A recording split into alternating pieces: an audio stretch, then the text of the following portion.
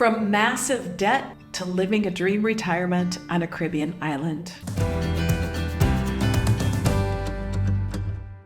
Living a dream retirement on a Caribbean island felt like winning the lottery. It doesn't mean all your struggles are over. Nope. You land in the sand, you look back on your journey in awe, and celebrate it. Sometimes all we think about is getting there. But the deliciousness of the experience is really in the creative process, not in the destination. Once we finally get something we've long desired, we're excited, but then in a hot second, we can be onto something new and dreaming about the next target. I know I'm guilty.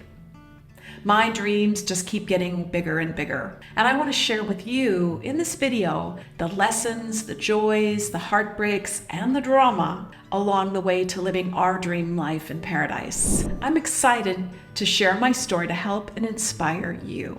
Because retiring in paradise once seemed impossible to us. We didn't have that $1 million plus retirement nest egg that all the financial gurus say you've got to have. Maybe like us, life threw you a curveball. You didn't see it coming. A divorce, job loss, health setback, business failures, or caregiving for a loved one. Those events can delay or make retirement seem impossible. But I'm here to tell you it doesn't have to be that way. Traditional retirement ideas, rules, and strategies are severely outdated. Now, there are 3 important lessons I've learned that I want to share with you. The first one is really simple, but game-changing. Decades ago, I remember watching people just like me walk across a stage, earning great incomes, and collecting prestigious awards. At first, I didn't think I could do it, but I had a mentor who believed in me. And let me explain why this is huge. I borrowed his belief in me, which let me dismiss my doubts and trust his guidance. At the time, I was a practicing attorney, making good money, but I was stressed out, working in a profession I'd come to realize I didn't like or fit into.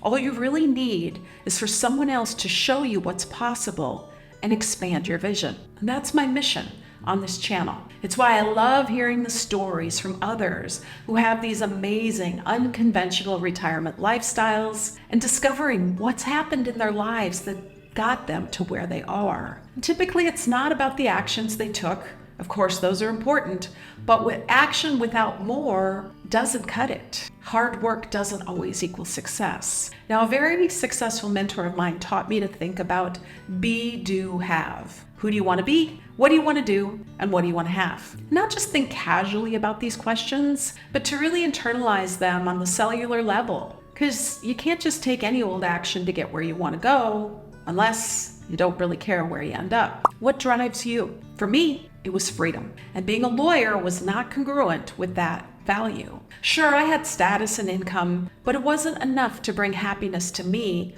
because my life was not my own. If my boss said, hey, we have this filing deadline and I need you to stay late to get it done, I had to say yes. Well, one time I didn't say yes, and I got fired the next day. But I can tell you about that in another video. What I came to realize is that most attorneys die at their desks. Why? Because they've created this lifestyle that has to be supported. Most of them never retire because they can't afford to stop working. So they keep trading their finite amount of time, which is really our life's energy, for money. But because I was a business attorney, I learned there are many ways to make money. So after 7 years of practicing law, I decided I needed to find a better one. So in short, you've got to be in alignment with the future you that you want. Now, around that same time, I met Tom. After 10 years of being single, kissing lots of frogs, I finally found my prince. We got married on our honeymoon in the British Virgin Islands, and no one else was invited. We chartered a 35-foot sailboat for 16 glorious days in the Caribbean paradise. And then we landed back home at LAX. We got on the 405 freeway where there were 6 lanes of traffic in each direction, and none of it was moving. Now, we hadn't been in a car for 3 weeks, so Tom and I sort of looked at each other in shock and said, this is our life? Wow. It was really reverse culture shock. Back in the concrete jungle, the hustle and bustle. So I asked Tom, if you could live anywhere, where would you like to live? And he said, Destin, Florida. where he'd spent some time working as an engineer. Now, I'd never been there, but we started taking trips there to check it out. In fact, we bought a couple of rental properties. Now, it seemed like a good idea at the time. It was 2005, and we were working our plan. Then we bought a business in 2006, and the Santorini, a 48-foot sailboat. I'd seen it at a boat show in Long Beach in California 5 years earlier. That was quite an adventure, and I'll definitely share that one with you sometime. The brochure from the boat show hung on our refrigerator door for 5 years. Now, we planned to put our Orange County house on the market in 2007 and then move to Florida. But then, curveball, something very unexpected happened. The entire real estate industry crashed. Tom lost his engineering consulting business, and the career that I had transitioned into crashed, and we found ourselves in debt, severely in debt. We owed about $1.1 million on 3 properties that were suddenly worth maybe $600,000 combined. We'd gone from earning multiple 6 figures to survival. It was perhaps the most stressful time in our lives. I remember trying to negotiate with the banks and getting nowhere. I gained weight and was very depressed. It was a very difficult time. I know lots of people, maybe you, went through some pretty tough times in the 2008 crash. We hung on and hung out in Southern California for 2 very long, painful years, waiting, hoping, praying things would get better. They didn't. So let's talk about the second lesson. You followed the rules, but they changed the rules, and nobody told you.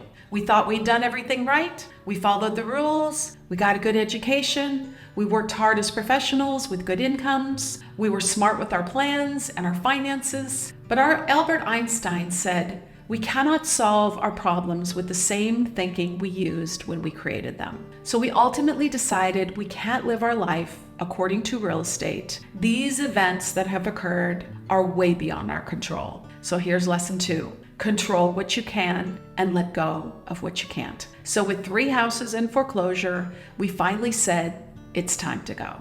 Thankfully, we still had some business income. It had gone down, but it wasn't gone completely, so that sustained us. We took off out of San Diego Harbor in October of 2010 and sailed over 5,000 miles through the Panama Canal. And on St. Patty's Day in 2011, we pulled into Panama City Marina in Florida. I was 50, Tom had just turned 60, and it was a brand new chapter, a fresh start. Now, there were no jobs for 60-year-olds in California, but almost magically, a great job in Florida was delivered just for Tom. Meanwhile, I started practicing law, representing myself in 3 foreclosure actions. I was stunned to find out that I still owned those 3 houses. I'd have thought they'd have been foreclosed upon and sold while we were gone. That's a topic for another video too. And then, to add just a bit more drama, overnight, that business income that had sustained us was gone. Blindsided again. We did not see that coming. Maybe you can relate.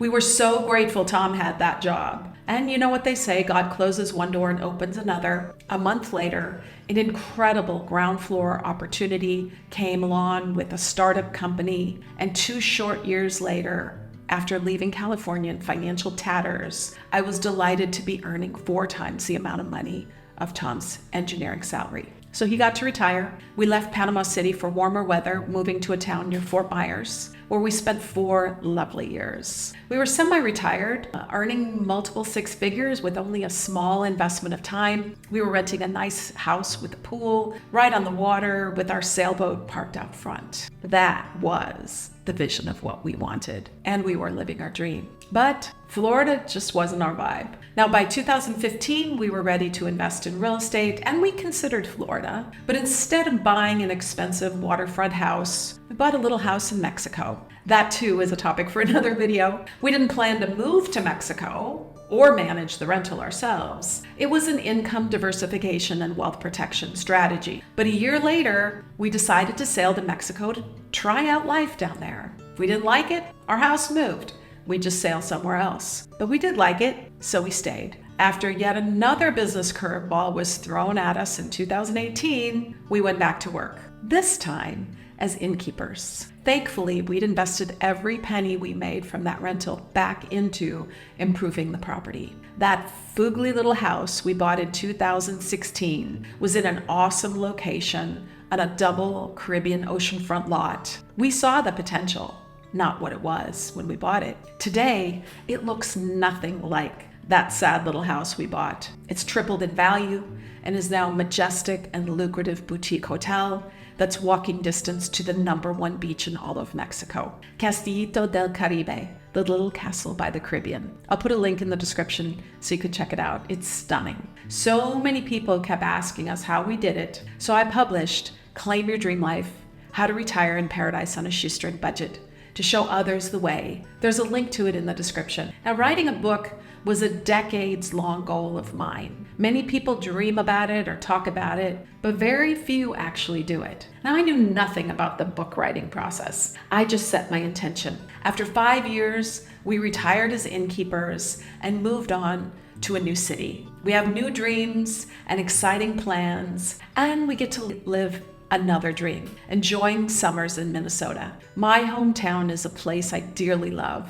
with lots of friends and family who fill me up and make my heart sing. Of course, we're long gone before the snow falls. Now, I don't really believe in retirement, so I doubt I'll ever stop working. When you do what you love, you never work a day in your life. Is there something better waiting for you in retirement and beyond? What will you do in the next phase of your life?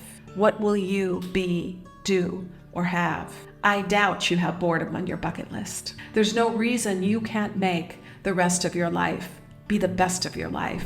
So how did all these blessings come about for me and Tom? This part makes all of the difference. And the #1 reason was our attitude, our openness to new possibilities and different ways of thinking. We're both open-minded and not risk-averse. When we took off from California, to some, it seemed risky, but to us, it felt more risky to stay. We learned so much when we sailed around. We visited new areas without knowing anything about the local culture. You observe, you watch, you're flexible and adaptable. Although I grew up on the lakes in Minnesota, Tom taught me how to sail. I learned the foreign language and nautical terms spoken only by sailors, the rules of navigation, and how to move safely around on the deck of a pitching sailboat while underway. Together, we prepared our beautiful boat and ourselves physically. We planned our extended ocean passage and eagerly learned from those who had done it before us. I learned how to use a marine radio and plot a course with GPS and navigate with charts. I'm awestruck by glorious sunsets that give way to the blackness of nightfall, only to reveal the awesome blanket of stars and planets, with a stunning orange full moon rising from the sea. Perhaps most important though, I learned adaptability by understanding that plans may need to change due to the weather or other unforeseen circumstances. I observed and interacted with blue-footed boobies, dolphins, whales, eels, and rays. I swam and snorkeled in nature's aquarium. I learned to respect the ocean and how quickly her mood can change. I also learned self-reliance and resourcefulness, because Mother Nature can be merciless if you are unprepared or reckless. Let me explain it simply. The most important lesson I learned from sailing, and this is #3, is that you can't change the wind. Unfavorable winds blow on us all. A better plan is to have faith in the future, plot a new course, and set a new sail. Yes, ships are safer in the harbor, but that's not what ships were built for, and neither were you. Don't stay in the harbor. Claim your dream life by dreaming big and acting on it daily. I believe in you, and I'm here to help you.